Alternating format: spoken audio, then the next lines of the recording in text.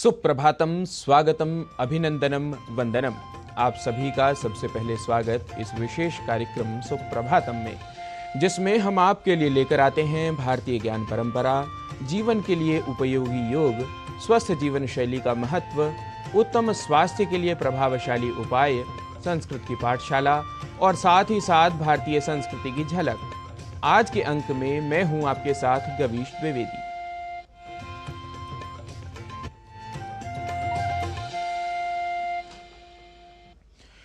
तो सुप्रभातम कार्यक्रम में आइए सबसे पहले देख लेते हैं आज का पंचांग और जान लेते हैं आज के तिथि, नक्षत्र एवं वार को। आज का पंचांग युगाब्द 5125, विक्रमी संवत 2080, शक संवत 1945, उत्तरायण, फाल्गुन मास, कृष्ण पक्ष, एकादशी तिथि, बुधवार, पूर्वाषाढ़ा नक्षत्र।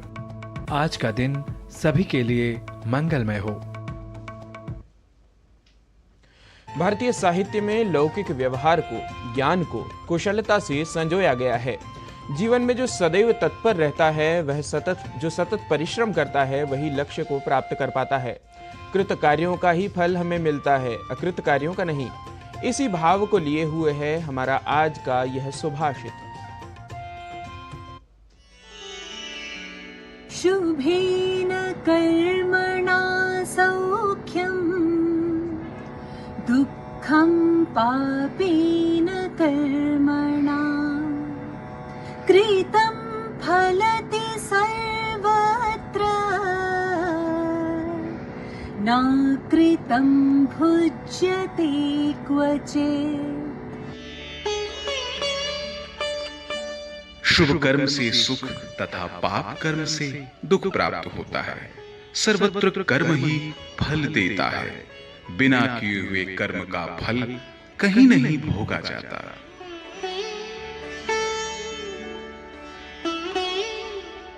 Noble actions result in happiness. Ignoble actions fetch sorrow. Everywhere it is actions that has consequences. Inaction never gives any result.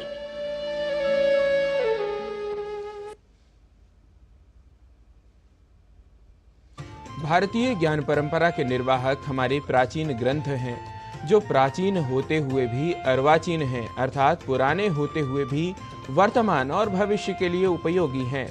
विविध शास्त्रों का उद्गम स्थल है भारत। यहीं वेद वेदांगों सहित विविध लोकोपयोगी साहित्य रचे गए। आइए देखते हैं आज इस प्रभाग में एक ऐसे ही विशेष ग्रंथ के विषय में जो भारतीय मेधा का अनुपम उदाहरण है।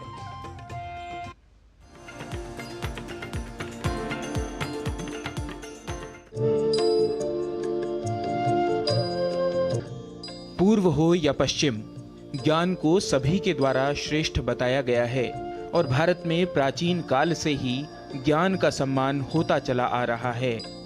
श्रीमद् भगवत गीता में भी कहा है, नहि ज्ञानेन सदृशम पवित्रमिह विद्यते। विश्व में उपलब्ध ज्ञान ग्रंथों की बात करें तो भारत इसमें शीर्ष पर है। इसका प्रमाण है कि भारत में अभी भी लगभग 1 करोड़ पांडुलिपियां उपलब्ध हैं, जिनमें ज्ञान का अथाह भंडार है। ये पांडुलिपियां अधिकतर संस्कृत भाषा, पाली, प्राकृत एवं प्राचीन तमिल भाषा में लिखी गई हैं। गणित, खगोल विज्ञान, आयुर्विज्ञान, दर्शन शास्त्र, मनोविज्ञान, विमान शास्त्र, कृषि शास्त्र आदि अनेक ऐसे विषय हैं जिन पर आधारित ये पांडुलिपियां अपने ज्ञान के प्रकाश से जगत को प्रकाशित करने की प्रतीक्षा में हैं। एतदर्थ विभिन्न संस्थानों, विश्वविद्यालयों द्वारा शोध कार्य अनवरत किए जा रहे हैं। भारतीय ज्ञान परंपरा के अनुसार 6 वेदांग हैं: शिक्षा, कल्प, व्याकरण, निरुक्त, छंद एवं ज्योतिष।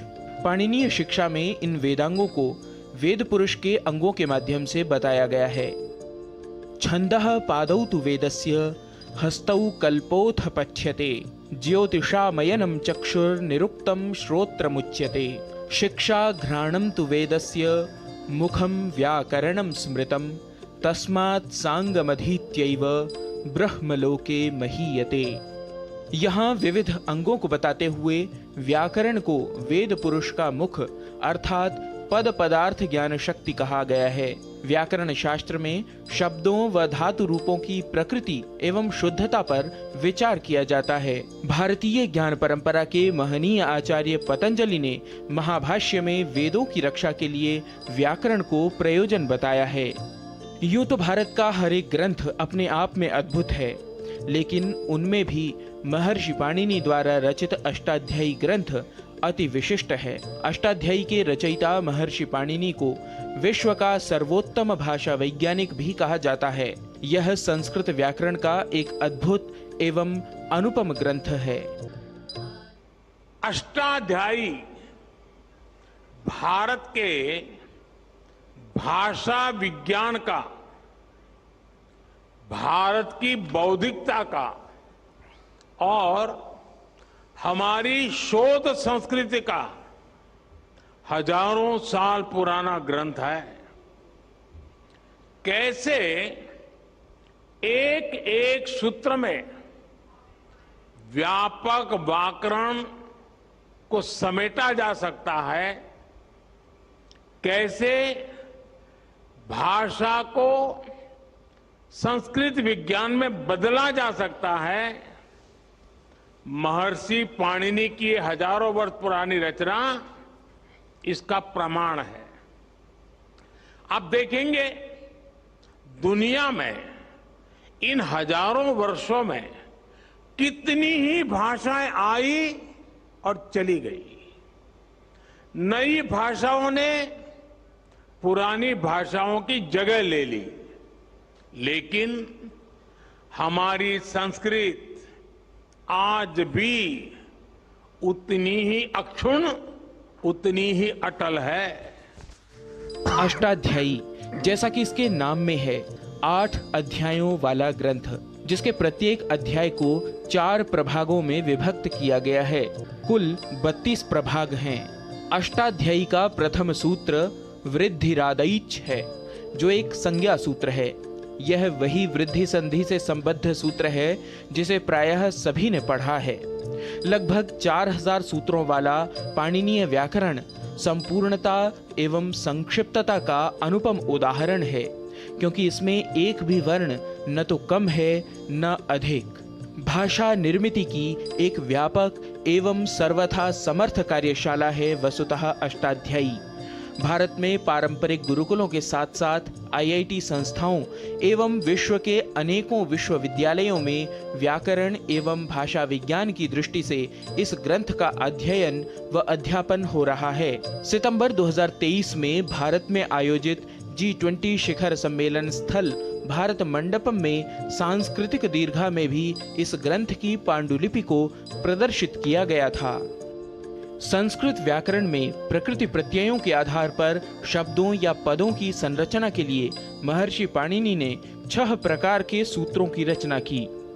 संज्ञा च परिभाषा च विधिर नियम एव च अतिदेशोधिकारश्च षड्विधम सूत्र लक्षणम, जो हैं संज्ञा सूत्र, परिभाषा सूत्र, विधि सूत्र, नियम सूत्र, अतिदेश एवं अधिकार सूत्र। कुल मिलाकर सामान्य रूप से कहा जाए तो व्याकरण शास्त्र का अद्भुत ग्रंथ है अष्टाध्यायी, जिसके आधार पर संस्कृत भाषा संस्कृत अर्थात परिष्कृत कहलाती है।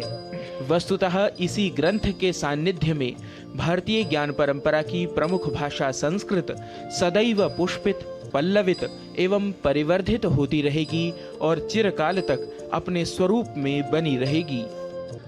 Gavish Dwivedi, DD news.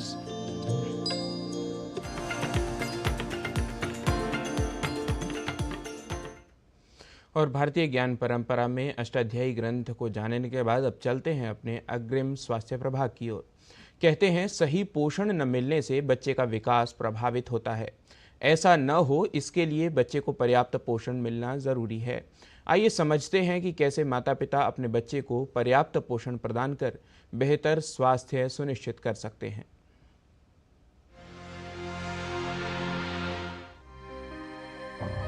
शिशु के स्वास्थ्य व विकास की चिंता माता पिता से लेकर परिवार के सभी सदस्यों को रहती है। बच्चे को क्या खिलाएं, कब, कितनी मात्रा में और कितनी बार खिलाएं, ऐसे कई प्रश्न मन में उठते हैं। शिशु के सही व पूर्ण विकास के लिए आहार का विशेष महत्व होता है। स्तनपान शिशु का सर्वोत्तम पोषण है। विशेषज्ञों के अनुसार शिशु के जन्म के 1 घंटे के अंदर स्तनपान की शुरुआत करने से शिशु के पूरे जीवन पर सकारात्मक प्रभाव पड़ता है और शिशु के स्वस्थ जीवन की बुनियाद बेहतर बनती है। इसी तरह 6 माह की उम्र तक एक्सक्लूसिव ब्रेस्ट फीडिंग यानी सिर्फ माँ का दूध ही बच्चे को कई बीमारियों से बचाने का काम करता है। उम्र बढ़ने के साथ शिशु की पोषण की आवश्यकता बढ़ने लगती है। 6 महीने की आयु के बाद केवल माँ का दूध शिशु के लिए पर्याप्त नहीं होता, इसलिए 6 महीने की आयु से ही शिशु को संपूरक आहार देना शुरू कर देना चाहिए। 2 साल के कम उम्र के बच्चों में अगर सही पोषण ना दिया है तो उनका मानसिक और शारीरिक विकास नहीं हो पाता है। 6 महीने पे बच्चों को पूरा आहार शुरू करना चाहिए। गाढ़ा करने की ज़रूरत है खाने को, और उससे फिर 8 महीने पे थोड़ा और गाढ़ा, और 1 साल पे बच्चे को पूरा जो हम जिस रूप में सब्ज़ी हम खाते हैं उस रूप में सब्ज़ी खाना आना चाहिए। उसी रूप में दलिया खाना या ग्रेनी चीज़ें उसको खानी आनी चाहिए। 6 माह से बच्चा ऊपर का आहार पचा सकता है। 6 महीने के बच्चे में स्वाद के तंतु विकसित हो जाते हैं। निगलने और चबाने की प्रक्रिया शुरू हो जाती है। दलिया है, सूजी, साबुदाना, दाल यानी कि दाल का पानी नहीं, दाल खिलाएं जिसको अच्छी तरह मसल के बिल्कुल सॉफ्ट करके जो बच्चा अच्छी तरह खा सके। आलू, उबला आलू उसको मैश करके, केला दे सकते हैं मैश करके।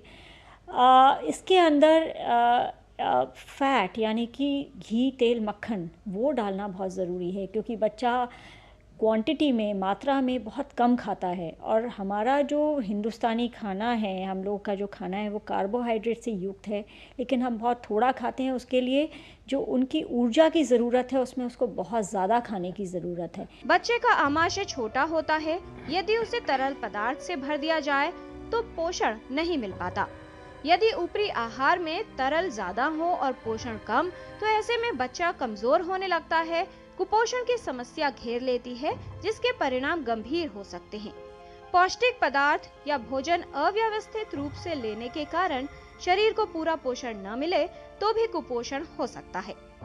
सही पोषण बच्चे को बीमारियों से बचाता है, उसके आने वाले जीवन को बेहतर बनाता है, उत्पादकता में बढ़ोतरी होती है, बच्चे की एकाग्रता बढ़ती है और उसका पढ़ाई में मन लगता है।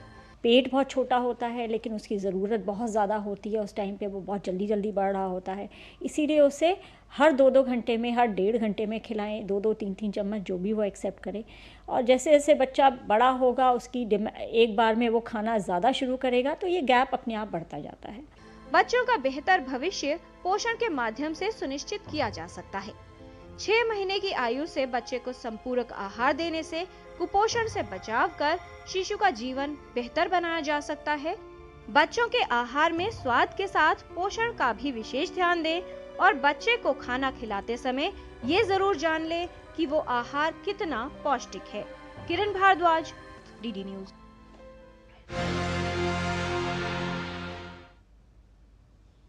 और इसी के साथ कार्यक्रम में लेते हैं एक अल्प विराम। आप कहीं न जाइए, देखते रहिए डीडी न्यूज।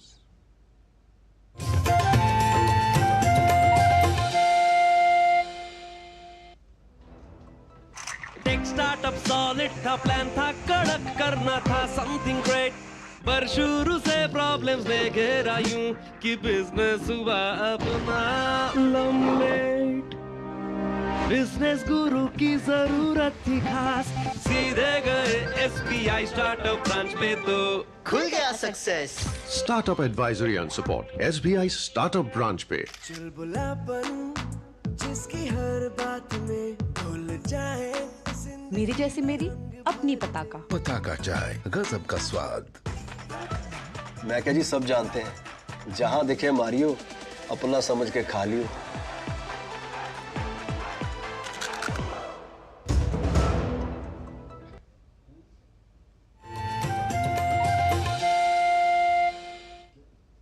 विराम के बाद आप सभी का पुनः एक बार स्वागत सुप्रभातम कार्यक्रम में। आसन, प्राणायाम, ध्यान आदि का सदा से ही मानव जीवन पर विशेष प्रभाव रहा है। आसनों एवं प्राणायामों का निरंतर अभ्यास हमारी बहुत सी समस्याओं को दूर करता है, साथ साथ हमारे मन, मस्तिष्क एवं शरीर को भी ठीक रखता है। एपिलेप्सी जो एक न्यूरोलॉजिकल डिसऑर्डर है, इसमें कौन कौन से आसन, प्राणायाम हमें करने चाहिए, आइए देखते हैं आज के इस योग प्रभाग में। नमस्ते, मैं धर्मेश। एपिलेप्सी एक न्यूरोलॉजिकल डिसऑर्डर है, तो इसके सिम्टम्स को कम करने के लिए हम आज 2 आसन सीखेंगे। पहला आसन है एक पादासन। अपने दाहिने पैर को दाहिने हाथ से उठा के अपनी बाएं जांघों पे रख के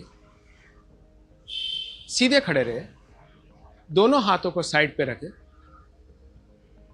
अपनी आंखें एक जगह पे स्थिर रखें। दोनों हाथों को नमस्कार मुद्रा में अपनी छाती की ओर लेके आए और खड़े रहे।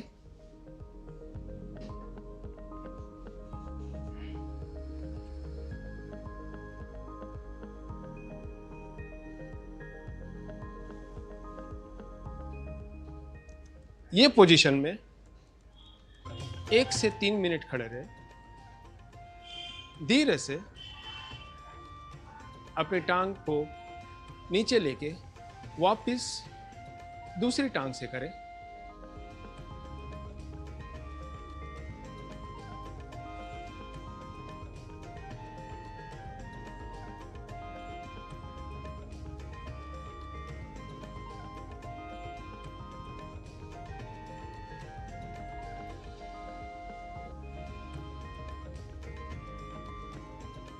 धीरे से दूसरी टांग नीचे लेके आए।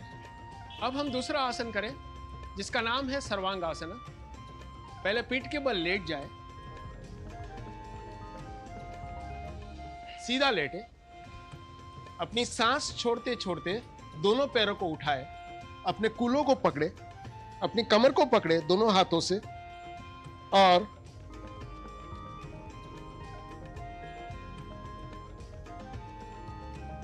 ये स्थिति में रहे।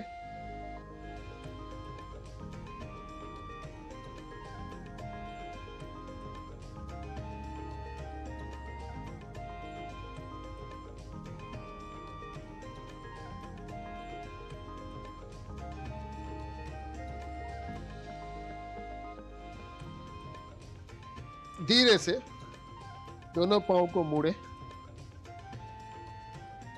धीरे धीरे अपने हाथों को सरकाते हुए अपनी नेक को नीचे रख के वापिस आ जाए स्थिति में।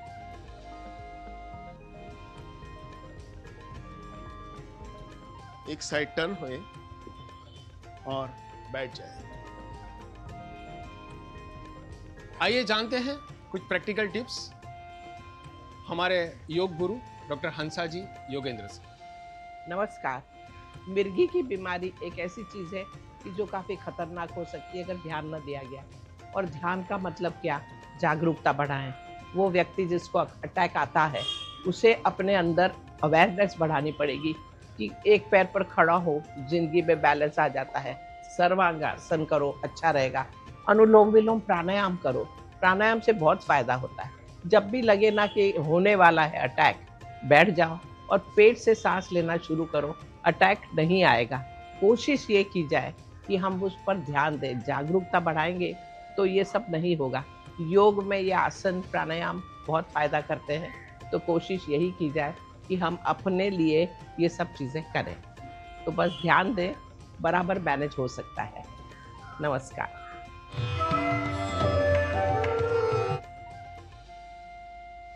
आसन व प्राणायाम सीखने के बाद अब चलते हैं संस्कृत सीखने की ओर। भाषा चाहे कोई भी हो, हर भाषा के शब्दों के शुद्ध उच्चारण के लिए हमें रखना होता है अक्षर विन्यास, संधि और सरल व्याकरण का अधिक ध्यान। और आज इसी तथ्य पर कई उदाहरणों के साथ संस्कृत की पाठशाला में चर्चा करने को तैयार हैं हमारे सहयोगी नारायण दत्त मिश्र। आइए चलते हैं संस्कृत पाठशाला की ओर।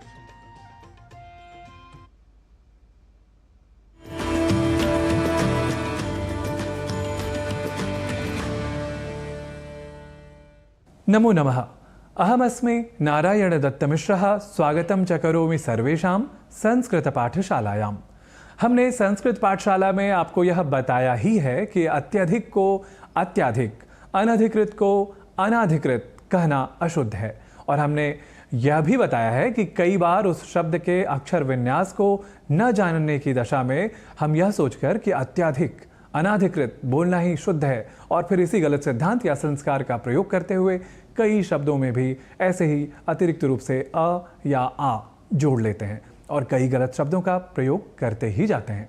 तो आज जान लेते हैं ऐसे ही कुछ और शब्दों को जहां हम यदि रख लें अक्षर विन्यास, संधि या शब्दगत व्याकरण का ध्यान, तो हम कर सकेंगे अशुद्ध से शुद्ध शब्दों की ओर प्रयाण, और तभी हम सभी को हो सकेगा विशुद्ध शब्दों का अधिक संज्ञान। तो देखिए, एक शब्द है अध्यात्म, जिसे हम में से कई लोग आध्यात्म ऐसा लिखते और बोल भी जाते हैं। वस्तुतः अध्यात्म शब्द ही सही होता है, शुद्ध होता है। अध्यात्म से संबंधित कोई चीज हो तो उसे जैसे हम आध्यात्मिक कहते हैं, उसी तरह अध्यात्म से संबद्ध कोई तथ्य हो तो उसे आध्यात्म कहते हैं। तो यह अंतर है अध्यात्म और आध्यात्म का। जब हम शब्दों के अर्थ जान लेते हैं या अर्थ जानने की इच्छा अधिक रखते हैं, तब निस्संदेह ऐसी गलतियों से हम साधारण रूप से बच जाते हैं। वैसे अध्यात्म और आध्यात्म के अर्थ को समझने के क्रम में आइए कुछ और शब्दों पर ध्यान देते हैं, ताकि हम अन्य शब्दों के प्रयोग में अशुद्धि न करें। देखिए, एक शब्द है समाज, और जब समाज से संबंधित किसी चीज या तथ्य के बारे में एक शब्द के प्रयोग के साथ कहना हो तो हम कहते हैं सामाजिक, जिसे हम सामाज भी कह सकते हैं। जरूर यह हिंदी या अन्य प्रादेशिक भाषाओं में एक प्रचलित शब्द नहीं है, पर संस्कृत पाठशाला में आप यह जान लें कि समाज और सामाज, इन दो शब्दों का प्रयोग हम कर सकते हैं, और ऐसा जानते ही समाज के अर्थ में समाज का प्रयोग जैसे हम नहीं कर सकते, वैसे ही अध्यात्म के अर्थ में आध्यात्म यह प्रयोग भी नहीं कर सकते। यह स्वयं जानकर हम दूसरों को भी बता सकते हैं। आइए अब बढ़ते हैं आगे और जान लेते हैं शुद्धता की कक्षा में कुछ और विशुद्ध प्रयोगों को। एक शब्द है पुनरावलोकन, अर्थात यहाँ दो शब्द हैं, पुनः या पुनर और फिर अवलोकन, और जब ये शब्द मिलेंगे तो पुनरावलोकन यह एक साथ शब्द बनेगा। अब यहाँ एक बात है कि जैसे हम श्रीमान भगवान में न के हलंत को हटाकर तथाकथित रूप से सरल बनाने के उद्देश्य को मन में रखकर जैसे हिंदी या अन्य प्रादेशिक भाषाओं में प्रयोग करने लगे हैं, तो उसी संस्कार का अतिरिक्त रूप से प्रयोग कर हम पुनः के या पुनर के र को र और अ यानी र इस रूप में देख लेते हैं या समझ लेते हैं, और ऐसा समझते ही हमसे हो जाती है चूक, और हम फिर इस अपने बनाए सिद्धांत में या मनोदशा में ऐसे अशुद्ध प्रयोग करने लग जाते हैं। अर्थात पुनरावलोकन को पुनर और अवलोकन ऐसा समझते हुए संधि कर देते हैं और शब्द बना लेते हैं पुनरावलोकन, जो कि अशुद्ध है।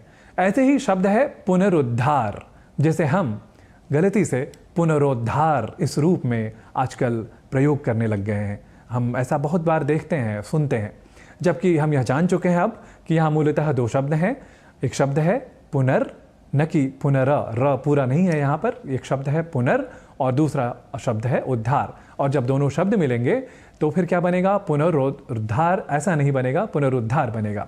देखिए, यहाँ यह ध्यान रखने वाली बात है कि पुनर में र जो है वो बिना स्वर के है, यानी वह हलंत है। र ऐसा अस्वर के साथ नहीं है, तो ऐसे में पुनरुद्धार यह शब्द नहीं बन सकेगा। पुनरुद्धार यही शुद्ध रूप शब्द का होगा।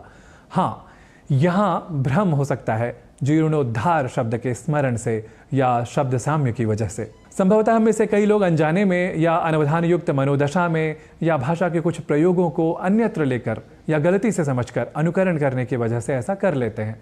तो कहने का भाव यह है कि ऐसा समझना गलत है, और इसलिए जीर्णोद्धार की तरह पुनरुद्धार कहना या लिखना अशुद्ध है। यानी जीर्ण और उद्धार की तरह पुनर और उद्धार, यहाँ ऐसे दो शब्द नहीं है। अर्थात पुनर और उद्धार, इन दो शब्दों की जब संधि होगी तो शब्द पुनरुद्धार ही बनेगा। आप ऐसे ही शब्दों के प्रयोग में अपने विवेक का अधिक से अधिक प्रयोग करते रहें और संस्कृत सीखने की प्रक्रिया में शुद्ध उच्चारण और लेखन आरंभ में अधिक से अधिक जानते रहें। इसी निवेदन के साथ संस्कृत पाठशाला की आज की कक्षा में इतना ही। नमो नमः, पुनर्मिलामः।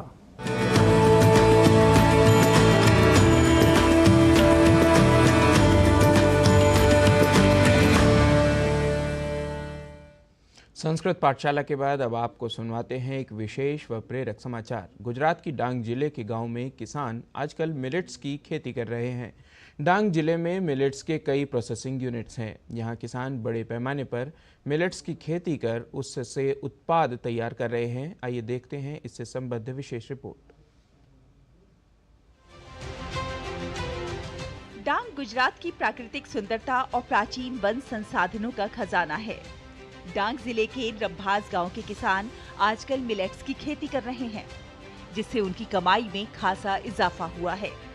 किसान अपने खेत में सफेद नागली, लाल नागली, मोरियों को उगा रहे हैं और इसे एक इकाई में संसाधित कर नागली आटा बिस्किट, नान खताई, नूडल्स, इडली खीरू, रागी ढोकला आटा बनाकर बाजार में उपलब्ध करा रहे हैं।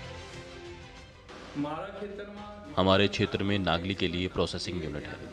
उसके बाद नागली को पैक करते हैं, आटा बनाते हैं, बेकिंग कर बिस्कुट बनाते हैं।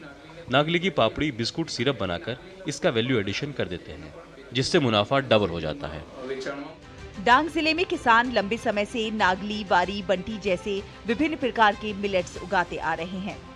मॉनसून के दौरान डांग के लोग परंपरागत रूप से घर पर पर्याप्त उत्पादन करते हैं और बाजरे की बढ़ती मांग को पूरा करके अच्छी आय अर्जित कर रहे हैं। डांग जिले में मिलेट्स के कई प्रोसेसिंग यूनिट्स भी हैं। यहाँ पर किसान बड़े पैमाने पर मिलेट्स की खेती कर उससे विशेष उत्पाद तैयार कर रहे हैं। डांग आने वाले और हिल स्टेशन सापुतारा जाने वाले पर्यटक खरीदारी के लिए विशेष रूप से यहाँ आते हैं। डांग के सभी उत्पाद इस प्रोसेसिंग यूनिट पर उपलब्ध हैं, इसलिए एक ही स्थान से वो सारी चीजें खरीद लेते हैं। मिलेट्स सेहत के लिए बहुत फायदेमंद होते हैं।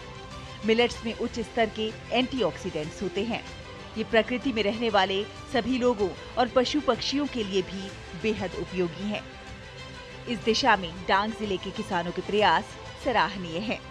डांग से मुनीरा शेख और श्वेता यादव की रिपोर्ट, डीडी न्यूज। और विविध प्रभागों को देखकर आज के इस अंक को यहीं समाप्त करते हैं। कल पुनः नए विषयों को लेकर आपके समक्ष होंगे उपस्थित। तब तक के लिए मुझे व मेरे सभी सहयोगियों को दीजिए अनुमति। नमस्कार।